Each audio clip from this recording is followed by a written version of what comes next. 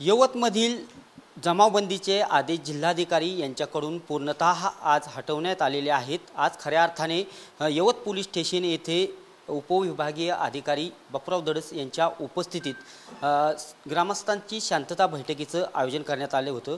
आपल्यासोबत डीवायएसपी बापूराव दडस आहेत। सर, काय सांगाल, आज शांतता बैठकीचं आयोजन करण्यात आलं होतं, काय निर्णय एकंदरीत घेण्यात आला?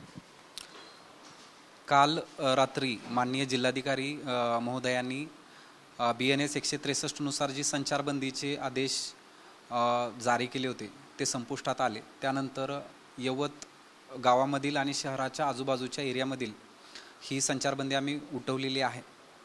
त्या अनुषंगाने आज या ठिकाणी सर्व ग्रामस्थांच्या मध्ये एक सुरक्षेची भावना निर्माण व्हावी, त्यांच्यामध्ये असणारे जे काही उणे दुणे त्या सर्व गोष्टींचं निरसन व्हावं, त्यांना एक संवैधानिक आणि कायदेशीर मार्गाने या ठिकाणी प्रत्येक गोष्ट करण्याबाबत समज द्यावी आणि त्यांना भारताच्या रिच कल्चर, हेरिटेज आणि संस्कृतीचा वारसा जपण्यासाठी आवाहन करण्यासाठी या ठिकाणी आम्ही एक शांतता सलोखा बैठक या ठिकाणी आयोजित केली होती।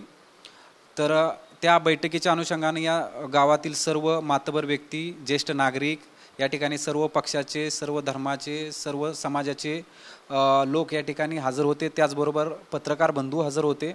त्या सर्वांना आम्ही आवाहन केलेलं आहे आणि त्यांना त्या आवाहनाला संपूर्ण यवत ग्रामस्थांनी चांगल्या पद्धतीने प्रतिसाद दिलेला आहे आणि मला आशा आहे की येत्या काही दिवसांमध्ये आम्ही यवतमधील जी परिस्थिती आहे ती आतापर्यंतही चांगल्या पद्धतीनं आवाक्यात आणलेली आहे आणि इथून पुढेही सर्व जे काही व्यवहार असतील, सर्व गोष्टी ज्या आहेत त्या पूर्ववत नॉर्मलाइज पद्धतीने चालू राहतील यासाठी आम्ही प्रयत्न करत आहोत। एकंदरीत 19 आरोपींना ताब्यात घेण्यात आलेलं आहे, न्यायालयीन कोठडी देखील देण्यात आलेली आहे। कसा तपास चालू आहे? एकंदरीत अनेक जणांवरती FIR मध्ये 500 ते 700 लोक आम्ही ताब्यात घेण्यास सांगितले होते। पुढील तपास कसा? या तपासाच्या अनुषंगाने तपास व्यवस्थित चालू आहे। 19 आरोपी त्या ठिकाणी अटक केलेले आहेत। त्यांच्याकडून गुन्ह्याच्या अनुषंगाने माहिती आम्ही घेत आहोत। त्याचबरोबर इतर जे आरोपी आहेत ते आणि त्या ठिकाणी सर्व आमच्याकडे अवेलेबल असणारे CCTV फुटेजेस असतील, काही व्हिडिओ त्या ठिकाणी मोबाईलवरती चित्रित केलेले व्हिडिओ असे आमच्याकडे आहेत। त्यानुसार ज्याचा जो रोल आहे, ज्याने जे कृत्य केलेलं आहे त्या अनुषंगाने त्या व्यक्तींवरती जबाबदारी निश्चित करण्यात येईल आणि जे त्या ठिकाणी एक मॉबचा हिस्सा म्हणून कुठल्याही पद्धतीचं चुकीचं कर्तव्य केलेलं नाही परंतु ते त्या ठिकाणी होते तर त्यांना त्या पद्धतीनं ट्रीट केलं जाईल। कुणावरतीही या ठिकाणी अन्याय केला जाणार नाही। सर्व प्रोसेस ही ऑब्जेक्टिव्ह पद्धतीनं त्या ठिकाणी प्रत्येकाचं जबाबदारी निश्चित करून त्या ठिकाणी कारवाई केली जाईल। एकंदरीत जमावबंदीचं आदेश तर काढण्यात आलेले आहे, पूर्णतः जमावबंदी हटवण्यात आलेली आहे। पोलिसांचा येणाऱ्या काळात बंदोबस्त कसा असणार आहे? जरी जमावबंदीचे आदेश माननीय जिल्हाधिकारी महोदयांनी रिवोक केले असतील तरीही आमचा पोलीस बंदोबस्त यवत शहरामध्ये अजूनही तसाच इंटॅक्ट आहे आणि ज्या पद्धतीची सुरक्षिततेची भावना लोकांमध्ये निर्माण व्हायला हवी त्या अनुषंगाने अजूनही जिल्ह्याचे SP माननीय संदीप सिंग गिल सर ज्यावेळी यावरती आढावा घेऊन पुन्हा यातला बंदोबस्त किती दिवस ठेवायचा, किती दिवस त्या ठिकाणी पोलीस प्रशासन रस्त्यावरती लोकांच्या सुरक्षिततेसाठी राहील हे ठरवतील आणि त्यानंतरच तो बंदोबस्त काढण्यात येईल। तोपर्यंत तो बंदोबस्त तसाच कंटिन्यू राहील। एकंदरीत सोशल मीडियाची पोस्ट पडली त्यानंतर ही परिस्थिती उद्भवली। पुन्हा अशी परिस्थिती उद्भवू नये, एकंदरीत काय निर्णय घेण्यात आलेला आहे जेणेकरून अशा घटना पुन्हा घडू नयेत? ग्रामीण पोलीसच्या वतीने काय अशी कोणती तरतूद करण्यात आलेली आहे की अशी घटना पुनरावृत्ती त्याची? आम्ही या ठिकाणी सर्व समाजाच्या वेगवेगळ्या घटकांना भेटलेलो आहे। त्या ठिकाणी पोलिसांचा संवाद हा सर्व शहरातील सर्व जनतेशी खूप चांगल्या पद्धतीनं झालेला आहे। यवत पोलीस स्टेशनचे पोलीस निरीक्षक स्वतः त्या ठिकाणी संपूर्ण गावामध्ये फिरून वेगवेगळ्या समाजाच्या वेगवेगळ्या घटकांबरोबर भेटून बोलून त्या ठिकाणी लोकांमध्ये एक सुरक्षिततेची आणि एकता आणि एकात्मतेची भावना त्या ठिकाणी वाढवण्यासाठी आम्ही सर्वजण प्रयत्न करत आहोत।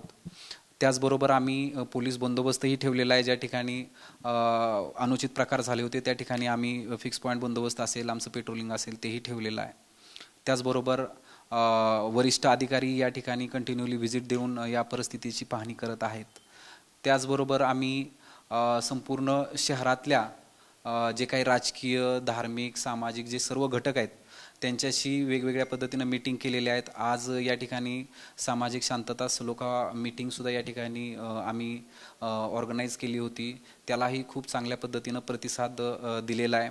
आम्ही इथल्या जे व्यापारी, दुकानदार वर्ग जो आहे त्यांनाही आम्ही संवाद केलेला आहे. त्यांनाही त्यांची जी गैरसोय झालेली आहे गेल्या काही दिवसापासून तेही आम्ही त्या ठिकाणी काढून टाकलेले आहे आणि त्यांचा व्यवसाय चांगल्या पद्धतीनं चालू राहील, कुठल्याही पद्धतीचे अनुचित प्रकार घडणार नाही या अनुषंगाने आम्ही सर्व पोलीस प्रशासन या ठिकाणी काम करत आहोत.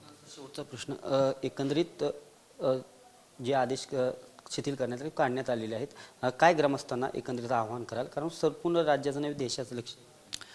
आमचं यवत ग्रामस्थांना आणि पंचक्रोशीतील सर्व नागरिकांना आवाहन आहे की आता इथून पुढं अशा घटनेतून आपण बोध घेऊन अशा पद्धतीची घटना पुन्हा होणार नाही या अनुषंगानं एक सामाजिक शांतता सलोखा त्या ठिकाणी ठेवला पाहिजे. सर्व जाती धर्माच्या लोकांनी जे भारताची जी संस्कृती आहे, हे भारताचं संविधान आहे त्याचं पालन केलं पाहिजे.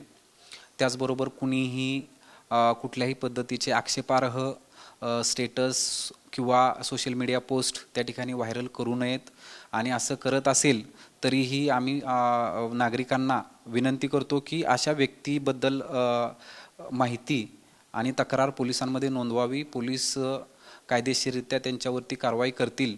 कुणीही कायदा हातात घेण्याचा प्रयत्न करणार नाही आणि पोलीस यंत्रणेला आणि प्रशासनाला सर्व लोक सहकार्य करतील आणि जी महाराष्ट्राची आणि भारताची एक संस्कृती आहे त्या अनुषंगानं सर्वजण आपापलं बिहेवियर ठेवतील अशा पद्धतीचं आवाहन आम्ही यवत आणि आजूबाजूच्या परिसरातील सर्व नागरिकांना करत आहोत.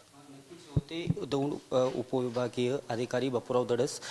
जी शांतता बैठक झाली याला मोठ्या प्रमाणात नागरिकांनी प्रतिसाद दिला आणि येणाऱ्या काळात सलोख्याचं नागरिकांनी संबंध प्रस्थापित करावे किंवा शांतता राखावी असं देखील त्यांनी आवाहन यावेळी केलेलं आहे. कॅमेरा पर्सन नागेश मर्डेसह मी दीपक कापरे, TV9 मराठी, यवत.